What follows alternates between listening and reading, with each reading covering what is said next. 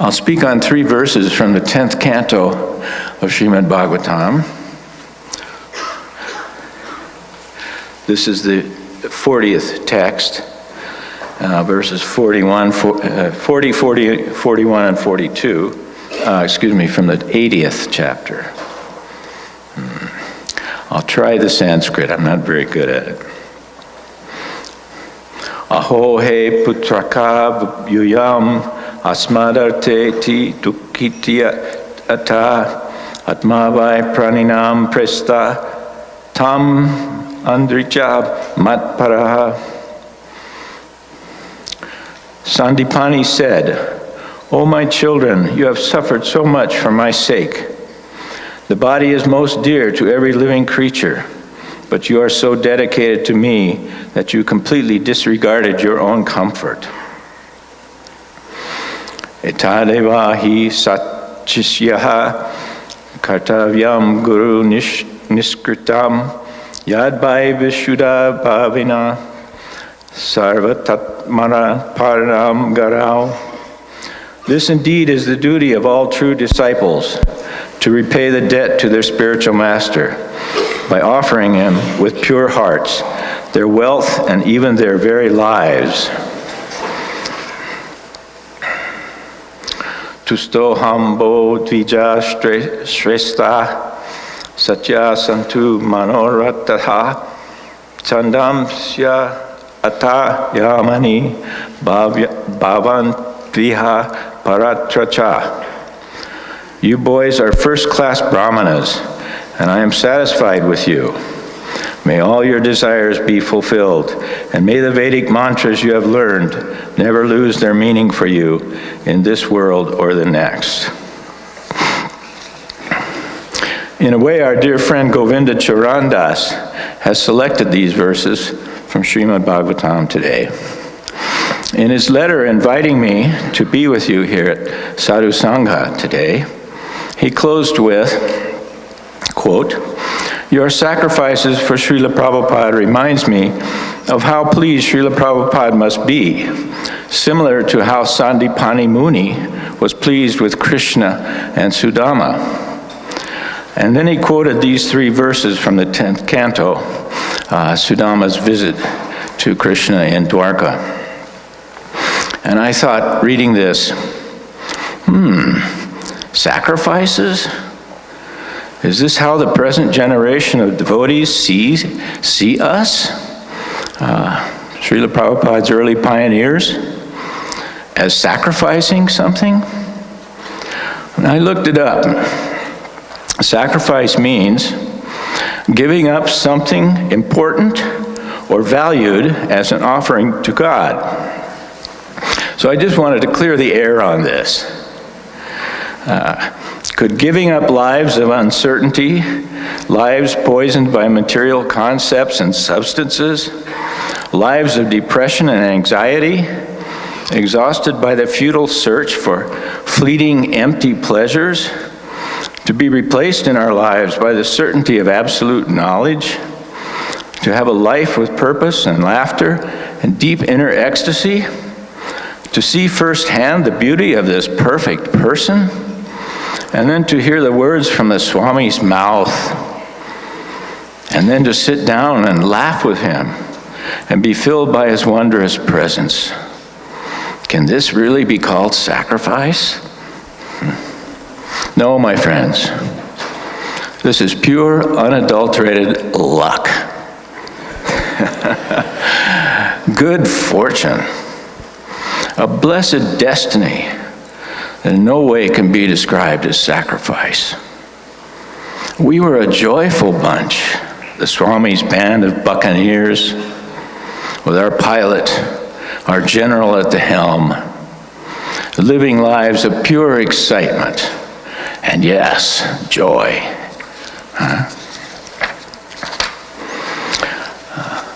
I'll read something from my book.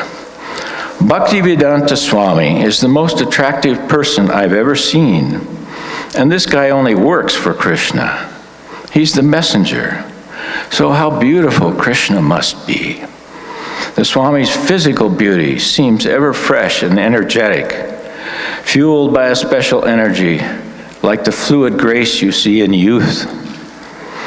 The Swami's eyes, his large mouth, his facial expressions all play together with everything he says. He would break mid-sentence, a dramatic pause, like returning to the tambura drone in an Indian raga. He seems to know everything, and I can't take my ears away.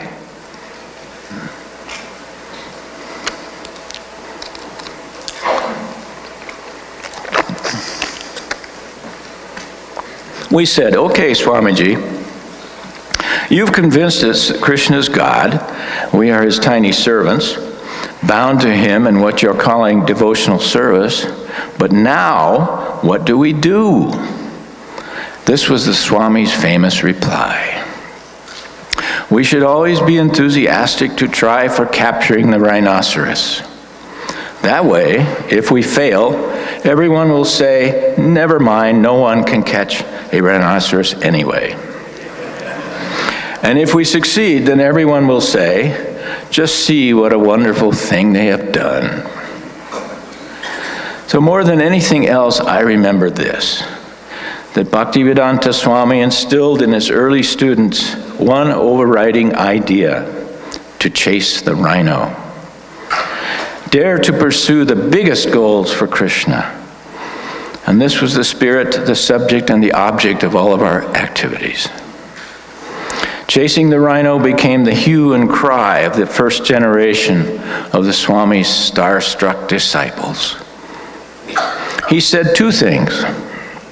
You become yourself Krishna conscious, and you spread Krishna consciousness. That's it. Moreover, you become Krishna conscious by spreading Krishna consciousness. That's a 2 for the price of 1. Chase the rhino for Krishna, become Krishna conscious. It's simple. In those early days, we had no models, no history, no maps, no books of instruction, no well-marked trails. We had only the Swami, his words, his personal example. How he had chased the rhino to America as an old man, with no money, friends, and no plan, really, under Krishna's protection. And he never conveyed to us that his was a path of hardship and sacrifice. We saw his photos, standing with Indian heads of state. We saw copies of letters to presidents and popes. He never minced words. Each day he said to us, "What I am telling you will save humankind. You must help me change the world." Swamiji had explained in a lecture that Krishna most appreciates devotees who risk the most on his behalf. And if you risk everything for Krishna, he must personally intervene to remove obstacles to your risky service.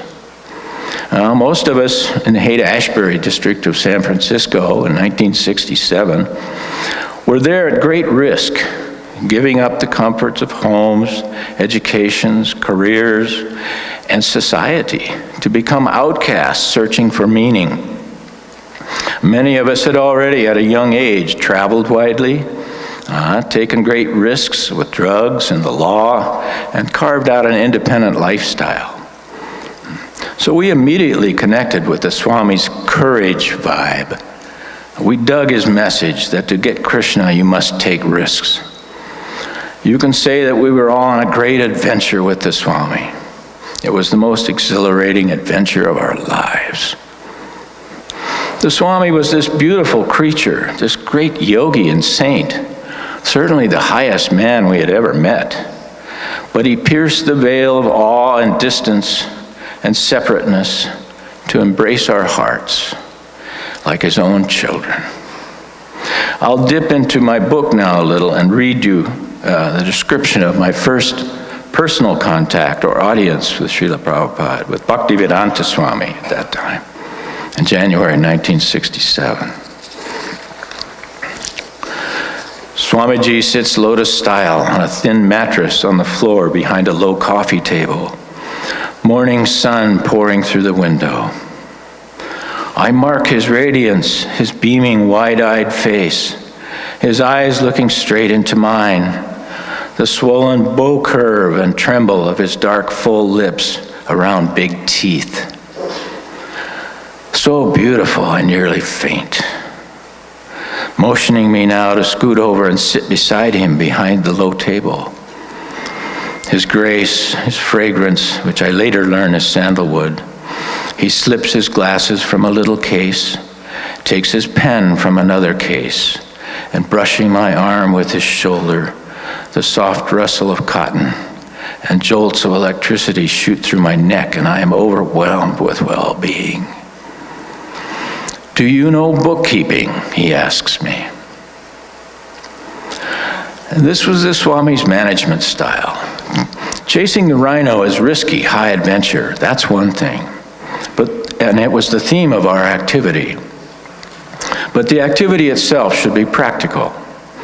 Bhaktivedanta Swami harnessed what little practical talent or skills that we had and personally fit them into the larger task. He made you feel important, that your tiny service had huge consequences. And little by little, in this way, the Swami gave us someone to love, something to do, and something to hope for. These are the secrets to happiness and successful life. Again from the book. Right off, one of the things I like best about the Swami, he made you laugh. He was always calm and content, sure, but more than that, he was jolly. Even discussing various serious subjects, there was often the play of a smile around his lips, a chuckle to make a point, chuckle by chuckle building our inner glee. Then suddenly the guffaw, the quick delight. And when he's really surprised by the overtly absurd, a full rounded belly laugh trembles his body, tears streaming from his tight squinted eyes. He said, "You'll feel yourself transcendently joyful in spite of your present physical body. Just like if you eat, you'll know yourself that you are eating. You are feeling strength. You are getting enlightened. Similarly, if you take this process of Krishna consciousness, in spite of your present physical body, you'll know that you are having something transcendental. And that feeling will come with you. Krishna is always jolly. And if you join his society, you will also become jolly." Sandipani Muni said, "Oh, my children, you have suffered so much for my sake." But was this really suffering or sacrifice? No, indeed. In the presence of our newly found master, we were the happiest people on the planet. This indeed is the duty of all true disciples, to repay the debt to their spiritual master by offering him with pure hearts their wealth and even their very lives. Debt? Yes, you can say we felt this debt, but not like an obligation that pressures you to repay it. Srila Prabhupada gave us Krishna consciousness as a true gift. A gift truly given doesn't require repayment. The most precious gift liberates and frees you, empowers you to give onwards. We gave until we dropped, sure. But our efforts are insignificant compared with Srila Prabhupada's gift to us. And isn't it a little laughable to think that anything we gift to Srila Prabhupada can in any way be considered as paying back our debt to him? In this regard, I was reminded of a very cool verse from the Srimad Bhagavatam in the Canto 4, in chapter 22, verse 47. I'll read it. Prithu Maharaja continued, "How can such persons who have rendered unlimited service by explaining the path of self-realization in relation to the Supreme Personality of Godhead, and whose explanations are given for our enlightenment with complete conviction and Vedic evidence, be repaid except by folded palms containing water for their satisfaction. In the purport to this verse, Srila Prabhupada comments, the word Vinoda Patram means joker. A joker's activities simply arouse laughter, and a person who tries to repay the spiritual master or teacher of the transcendental message of Krishna becomes a laughingstock, just like a joker, because it is not possible to repay such a debt. So we're gathered here today, early in the year 2017, almost exactly 50 years from the date that Malati and I first laid our eyes on the Swami's incredible, beautiful form, on January 17th, 1967. How wonderful is it that we have survived to see the unfolding of Bhaktivedanta Swami's dream. And sure, we've had our ups and downs, but we're well past the growing pains now, and the future looks very bright. There's no stopping now the spread of Krishna's name into every town and village.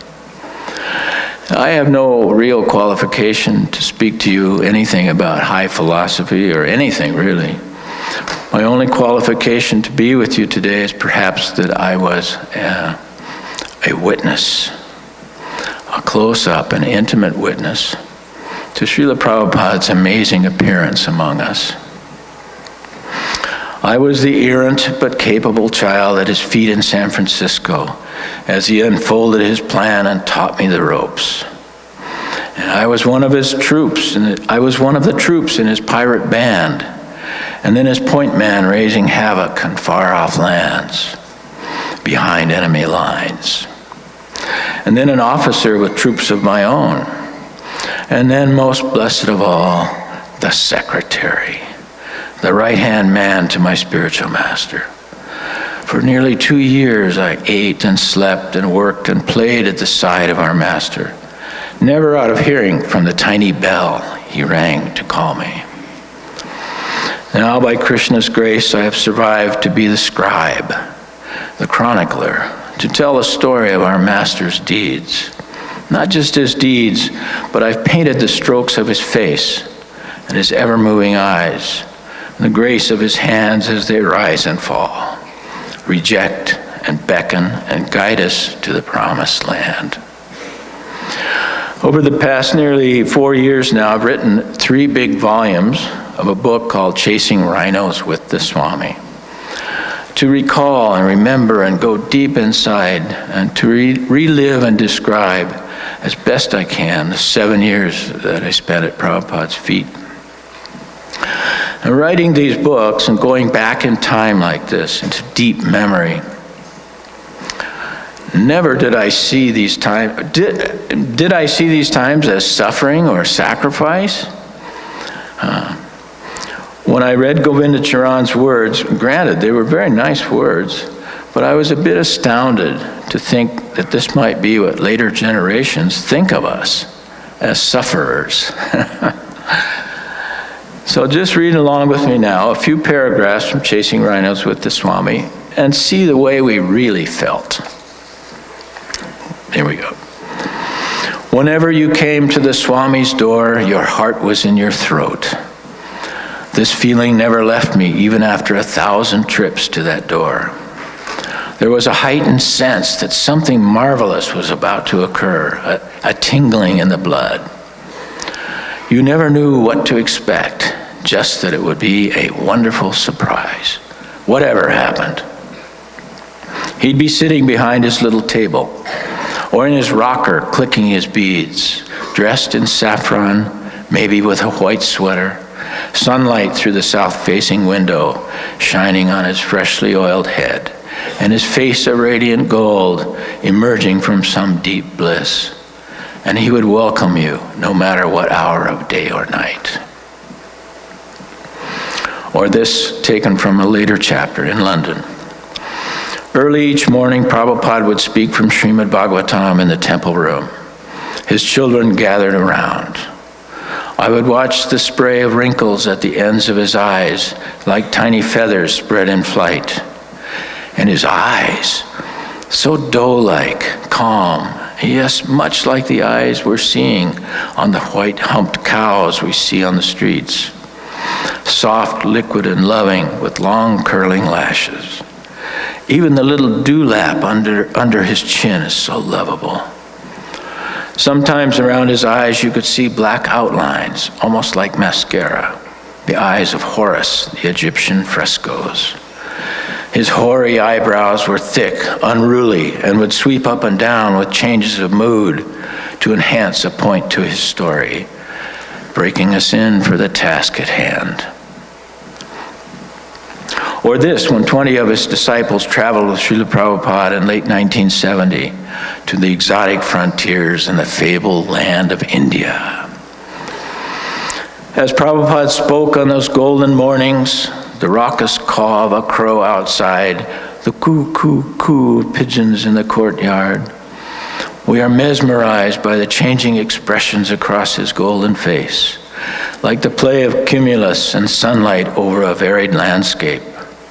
One moment he's from another world, so impenetrable to us, self-contained king of all he surveys. Next, he's tossing a ball at you in a friendly game of verbal catch. Maybe a fastball to see if you can catch it. He might break from describing Krishna's vast cosmic design to a real concern for your upset stomach. Just try a little bicarbonate of soda, 1 teaspoonful in water. No one has ever seen such depths of personality. Or this, also from the early days with Srila Prabhupada in India. Prabhupada's energy and vitality seemed to get stronger and stronger with each day. He was constantly talking to people. People would come. We never saw him sleep. He would take only a little food. He would encourage us to eat huge amounts, but he took only a little. We were so excited, full of expectation of great things ahead. Of course, there were down periods when we all felt, this is too difficult living like this. I just want to go back where there are dishwashing machines and hot water. But living this close to Prabhupada just made everything so easy and so light. The whole thing was painless because it was so much fun. We didn't have anything. Sure, sometimes we were chauffeured in limos and ate huge banquets, but next day we'd be packed like sardines in a garlic-breathed train, eating a handful of chickpeas. The jolly mood snared us deeper and deeper into Prabhupada's tender net. We could also see the joy that he himself experienced while sporting in this world. We would go to some meeting, and he would be very grave and stern, maybe chastising his own countrymen for allowing Krishna consciousness to fade in the world. And then we'd return to our quarters and sit down there with Prabhupada into the night, and he would recall something funny that happened at the program and break into uproarious laughter. Here was a typical day for Srila Prabhupada. Shyamasundara, take dictation. These were usually the first words I heard in the very early morning, maybe 5 a.m. Prabhupada has been up all night, translating, chanting his rounds. He might be ready to dictate replies to letters he had received yesterday, or he might ask me to open and read newly arrived letters. I would take notes as fast as I could. Or he might want to discuss points raised in the letters, from mundane, like health tips to Saradia in Trinidad, who has a stomach ailment, to a 5-page description of the expansions of Vishnu for Madhavisa in Australia. For an hour or so, he would manage this way his far-flung enterprise, and then ask for his coat and cane. It was time for morning walk. He would walk a mile or two, or sometimes more, and then speak in the temple if there was one. Then he retired to his room for a light breakfast, and for more than a year, today's philosophy session. One day in London in August 1971, Srila Prabhupada asked me, "So you have studied philosophy in university?" I said, "Yes, Srila Prabhupada." He says, "Well, you will come each morning from now on, and we will debate Western philosophy." So I ran to the bookstore and I found an outline of Western philosophers. And we started with Aristotle. We went for more than almost a year. Every day I sat with Srila Prabhupada and I became the philosopher and he debated me. And we started with Aristotle, and over the months we worked all the way up to Camus and Heidegger and the modern phenomenology. And he defeated me every time. After an hour of arguing my side, Prabhupada always won. Every time. And thanks to Ekanath and his dear wife at the archives, Bhaktivedanta archives, somehow or other these conversations or these discussions, philosophy discussions, were preserved. And I dug them out, edited them slightly to make them flow better. And they're in the book, in the coming volumes of my book. And then after an hour of this philosophy discussion, Srila Prabhupada would meet with devotees or his guests all day. And we caught on to a secret that Srila Prabhupada loved to speak and converse with intelligent and thoughtful men and women. He thrived on this. So I sent out the word, and wherever we went, the devotees brought intelligent people, from the village policemen to famous rock stars, to sit and talk with Srila Prabhupada. I recorded as many as these as I could of these conversations. And these are also in my later volumes as Chasing Rhinos. And I tried to identify who the person was. In many of the conversations, that's been lost. And then edit them a little to bring out the essence, because these conversations are so amazingly important. Srila Prabhupada was faultless in every talk. His sense of timing and what he said blew my mind every time. Srila Prabhupada was always a surprise. Often I thought, when he would be talking somewhere like this from a stage, I'd be sitting out there and I'd think in my mind, "Oh, Prabhupada, don't go there. Oh, geez, that's the wrong thing to say." But he always prevailed. And whoever he was talking with left elated and fully satisfied, somehow or other. Or he would go to programs, or engagements, he would call them, from humble homes to vast auditoriums, with a handful of people or thousands, and sometimes 2 or 3 times a day. And each one of his lectures was perfect. In the evenings, he would speak in the temple, maybe even a program after, like a late-night TV show. Or we would gather in his room and yak late into the night. Here's a little story about one of those nights after 2 days of travel to arrive in Sydney, Australia on April 1st, 1972. From the book. It's getting so late, after midnight now, officially April 2nd, and Prabhupada hasn't rested in about 2 days. His elbows are propped on a low table desk, head in his hands in a sort of reverie.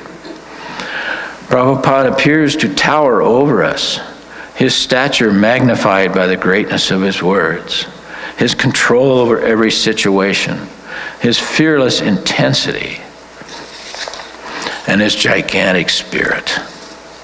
Our point of view is always from his feet, looking up, as if he's way over our heads. His movements are so graceful, light and expressive, yet so heavy with meaning. He is Guru, heavy. He seems so dominant, so huge in our eyes, yet I have just seen the details in his passport as we pass through Australian customs. Abhay Charanaravinda Bhaktivedanta Swami, whose father is listed as the late Srila Bhakti Siddhanta Saraswati Goswami Maharaj Prabhupada. and whose visible distinguishing mark is Vishnu Tilaka on forehead. He is just 1 meter and 60 centimeters tall, 5 feet 2.5 inches. And maybe soaking wet, he weighs 120 pounds. Many nights I'd go off to sleep, sometimes in front of his door if there was danger lurking nearby, to await his early morning bell, time for dictation again. I never saw Srila Prabhupada sleep, never once in all those years. I have one little story where I almost thought I'd caught him sleeping. Should I tell it? Okay. We were on a train to Madras from Bombay. This was in 1972, I believe. Prabhupada and I had one cabin, air-conditioned cabin, and the devotees were spread up and down the train, sleeping in different places. So it was just Prabhupada and I in this one cabin. He said I should sleep in the top bunk, he'll sleep below. So we worked into the night. There was a little light on a little table there, and the main light was off, the little table light was on. Prabhupada was working, but he said, "You go on up to sleep." So I went up to sleep, and I went to sleep for a while. I woke up, and the light was off, so I knew Prabhupada was in bed below me, and I thought, I'll finally catch him sleeping. I peeked over the bed. There was moonlight coming in the train window. I peeked over the edge of the bed and looked down. Prabhupada's head, the blanket was up to his nose, almost to his eyes, and his eyes were closed. And as I looked over the edge, one eye opened.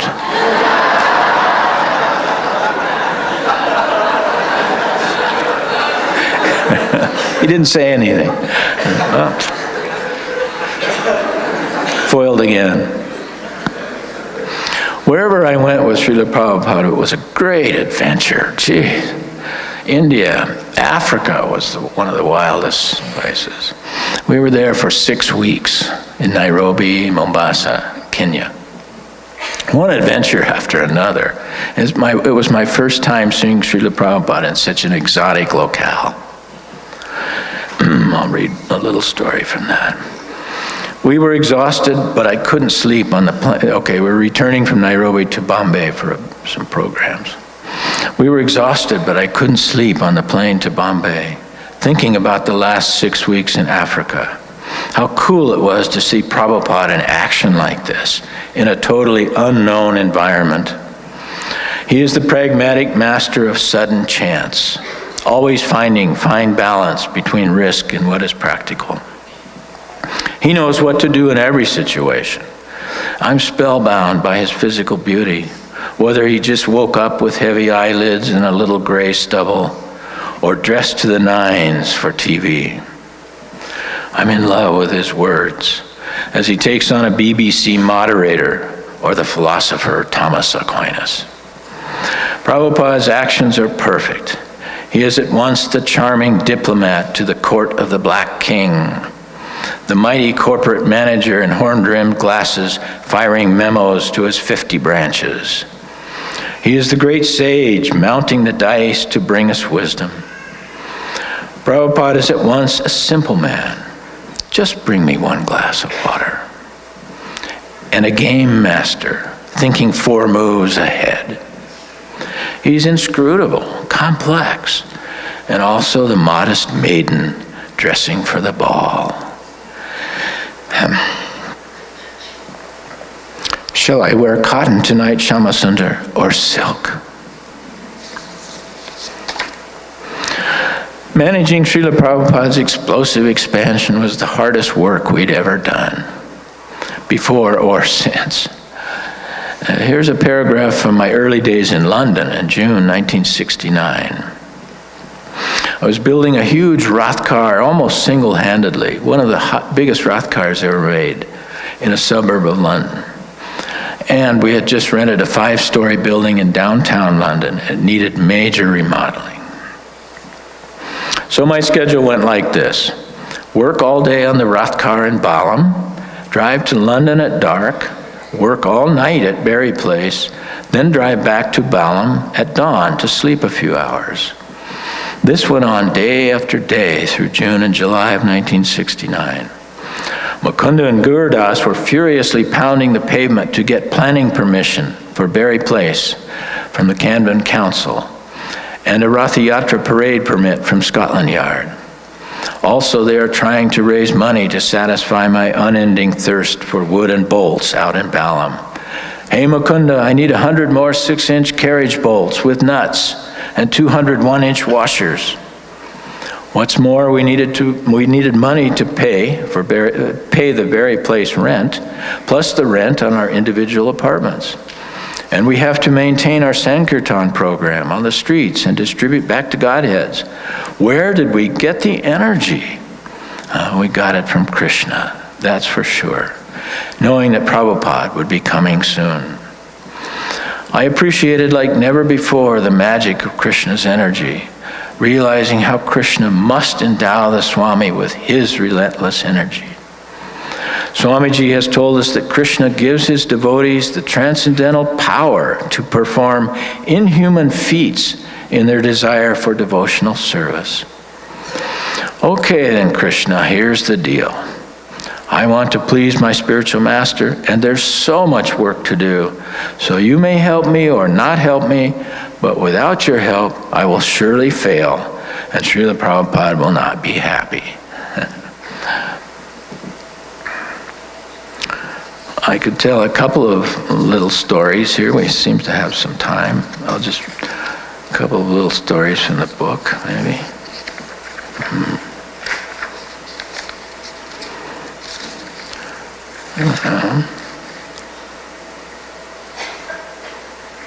Here's a good one.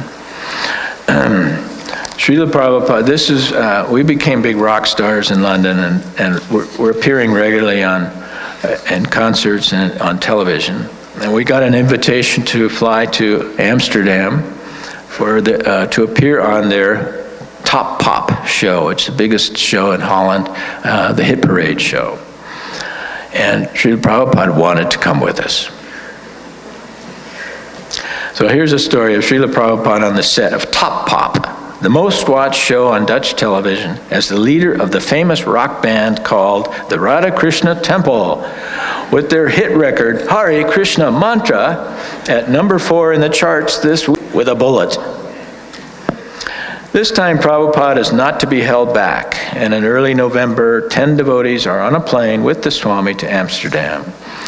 This is the first time most of us have traveled with Prabhupada, and we relish every moment of it, our spirits leaping at this wild adventure with our pirate leader. We're lip-syncing the song, or the Hare Krishna song, as they play it. We're sitting on a stage like this, and Prabhupada's sitting in a big armchair with us.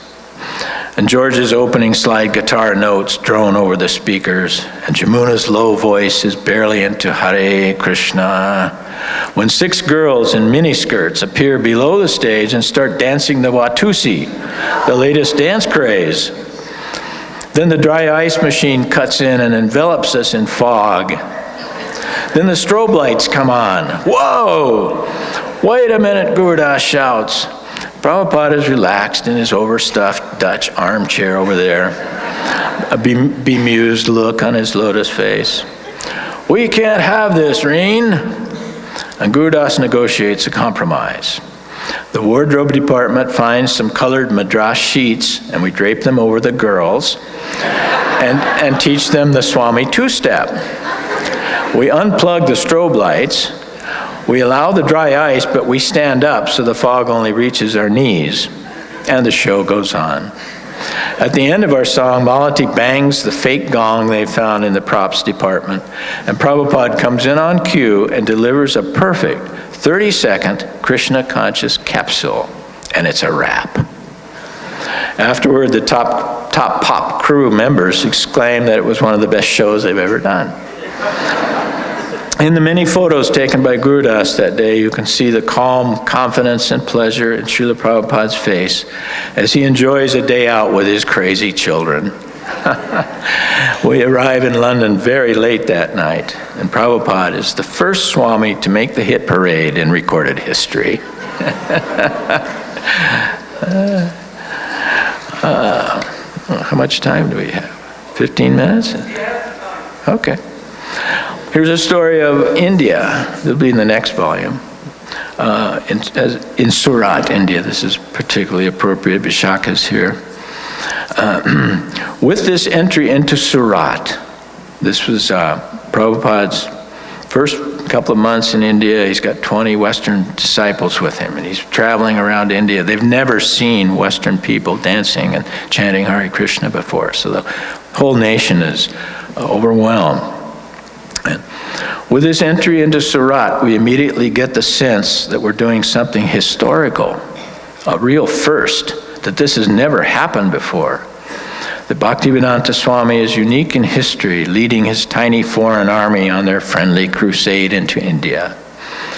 And we begin to see Prabhupada now, at home and relaxed as the true spiritual father of India, taking his place on the balcony to address the flushed and excited devotee masses like the Pope at St. Peter's, his forehead plastered with sandalwood paste, the rooms and hall around him suffused with gardenia and tuberose aromas.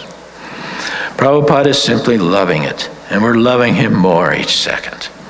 To see our Father, our best friend, our Master, so well treated and revered by a whole city makes us dizzy with new realizations.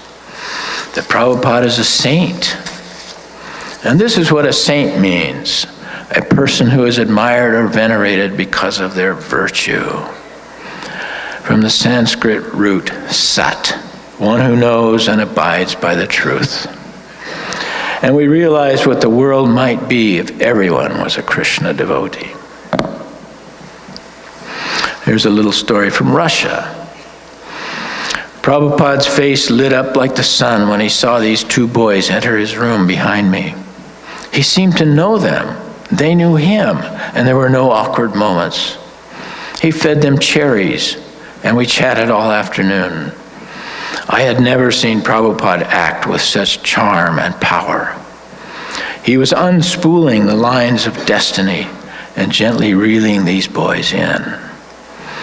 You could see Madhukar already knew much about Hinduism, and that he appreciated what Prabhupada was saying and the work he was doing around the world, but he had his own agenda.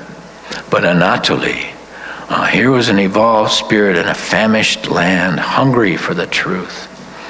First, Prabhupada led him through the quagmire of Max Mueller and other Orientalists who had fabricated a distorted history of Aryan migrations and the Sanskrit language. Quoting the Vedas often, Prabhupada demonstrated that Vedic literatures are the oldest linguistic record, and his mastery of them was self-evident.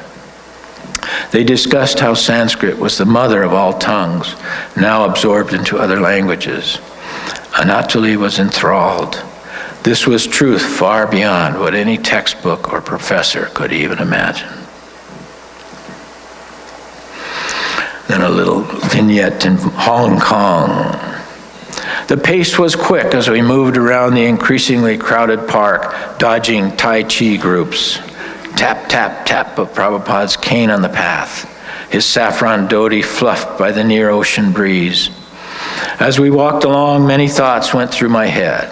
Are his feet cold in those open-toed slippers? His toenails, they look like pearls. Sandalwood fragrance wafts in his wake, and Prabhupada looks purposeful, chin high, chanting quietly while his tongue plays with a loose lower front tooth. He looks so spiffy this morning, pumped up to be in Hong Kong. A little vignette in New Vrindavan in the summer of 1972. For 6 nights, Prabhupada thrilled us with our palpable connection to ancient history. His voice rose from deep silence on that hilltop, above the chirping of crickets, occasional lowing of a cow for her calf somewhere outside in the dark. transporting us back into time immemorial when absolute truth was revealed to submissive ears. He speaks with humble yet authoritative voice, clearing his throat between sentences, smacking his lips and tongue as he talks, a liquid sound, as if he's tasting something delicious. Deep-throated, slow, rising with emphasis, speeding up to countertenor, stopping, looking around, questioning, like, see what I mean? Or, can you believe it? Then stabbing a gesture, withdrawing it, reforming it sideways, and slipping it home. Sometimes going, between thoughts, to give you a chance to catch up. His mobile eyebrows so bushy and strangely black. Crush, like he's crushing a succulent fruit. Nah, like a thunderclap over the hills. Krishna, like the avalanche in a far ravine.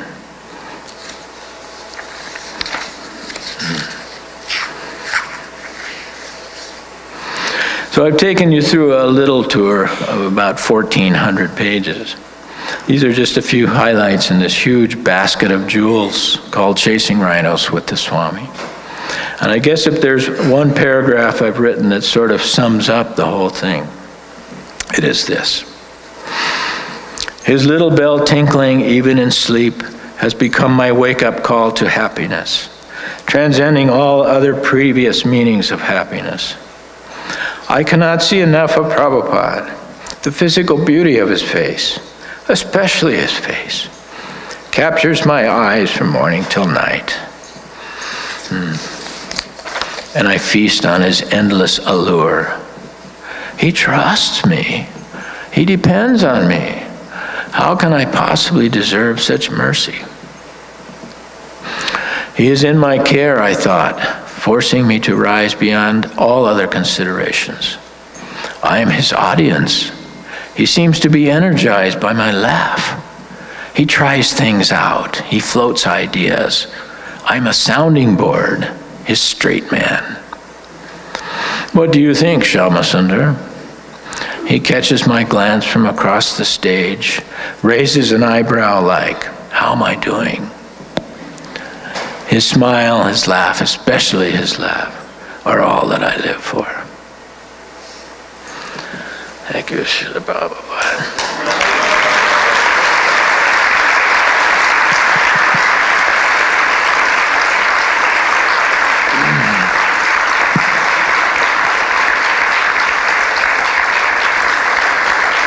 Yes, these years with Srila Prabhupada were the greatest of all adventures, full of fun and laughter. And in no way did we suffer and sacrifice. And still we are the jokers, trying to repay our beloved spiritual master for the most precious gift he has given us. The most precious gift he has given us, the Hare Krishna Mahamantra. Hare Krishna, Krishna Krishna, Hare Hare. Hare Ram, Ram Ram, Hare Hare. May the Vedic mantras you have learned never lose their meaning for you in this world or the next. Thanks to Indrajumna Swami and my other exalted God brothers and God sisters, and especially thanks to you newer generations of Krishna devotees who are gathered here today. Srila Prabhupada's gift lives on. It's continually growing and increasing, and now it's expanding like a wildfire in the dry tinder of this modern material world. Thank you so much for fanning the flames with your amazing kirtans. Thank you very much.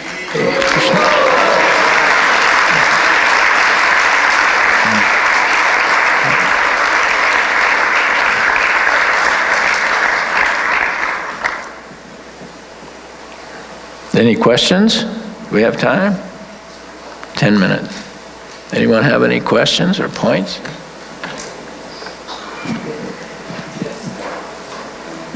Hare Krishna, I thank you very, very much. You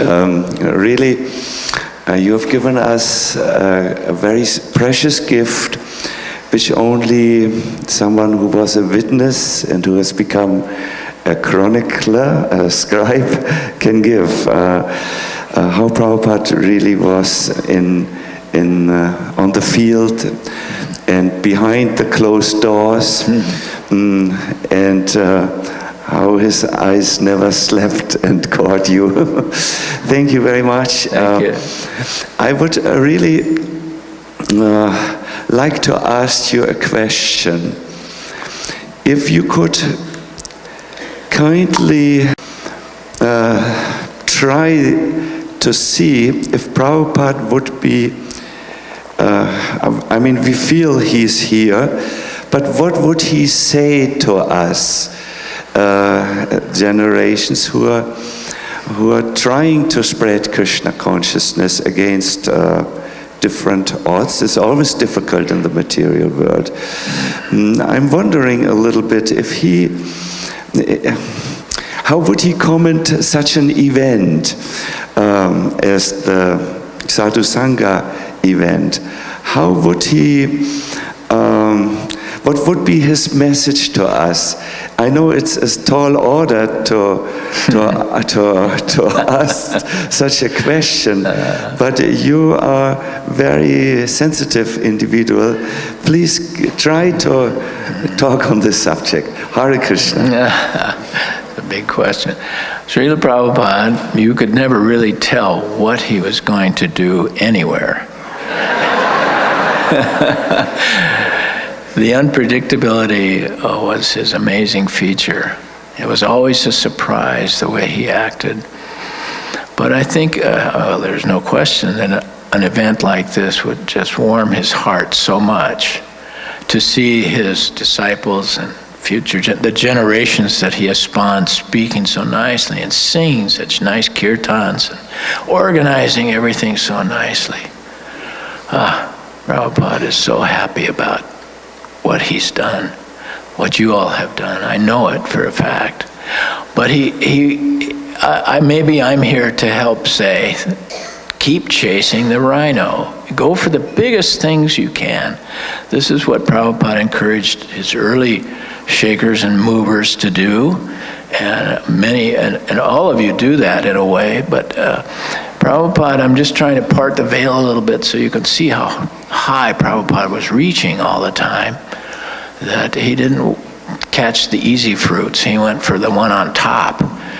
And he encouraged all of us to try for that, for the biggest things for Krishna, because by doing that, it makes sense that by doing that, Krishna has to personally intervene to help you. There's no way you can do it.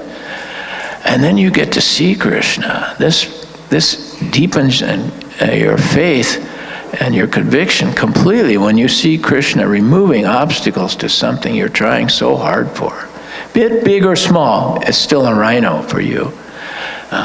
This is what I think Prabhupada would encourage his students to do in a situation like this. Go for the big one. You're all here. You've got so many tools now in this modern age. Everyone's got a device in their pockets that links them to the world and to all knowledge. Right there in this little electronic thing in your pocket. Why isn't the whole world chanting Hare Krishna? You all have the abilities to push this electronic age and make Krishna on every billboard driving down the highway and on the radio waves. And we need to keep pushing big like this because spreading Krishna consciousness makes you Krishna conscious. If you want to be Krishna conscious, you've got to try to spread Krishna consciousness in whatever way is natural for you. And under the direction and management of Srila Prabhupada and his lineage, his sampradaya, the children, the spiritual masters that he has produced behind him. Thank you. That's a good question. Thanks. Chase the rhino. Let's go.